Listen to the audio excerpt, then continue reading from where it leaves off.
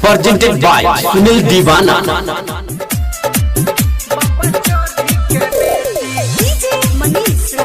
Mix by Bipin दीवाना।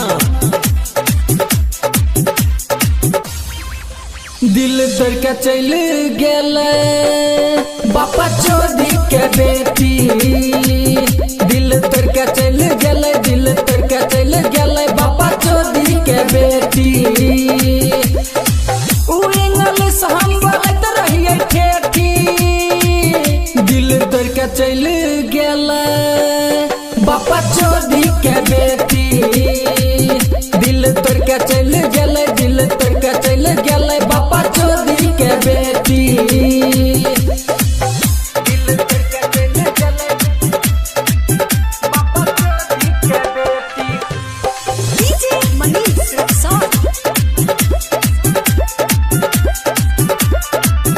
जब रहे रुपया हमरा साथ रहल, खत्म भेल तो छोड़ी बाय बाय कहल।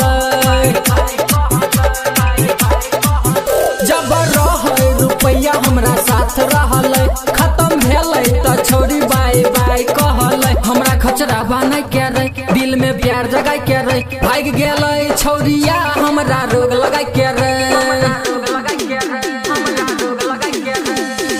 हमारे कपड़ा से भर ललकै पेटी, दिल तोड़ के चल गेले बापा चोदी के बेटी, दिल तोड़ के चल गेले, दिल तोड़ के चल गेले बापा चोदी के बेटी। दिल तोड़ के चल गेले presented by Sunil Divana। DJ Manish. presented by Sunil Divana। हम नहीं सोचने रहिए हमारा साथ लड़ते, दोसर छौरा के संगे इलू इलू करते। हम नहीं सोचने रहिए हमारा साथ लड़ते, दोसर छौरा के संगे इलू इलू करते। राइटर ऋषभ रॉक कहे बिपिन दीवाना नहीं सुने, हंसराज रॉक के आँख से खून के आंसू ही बहे।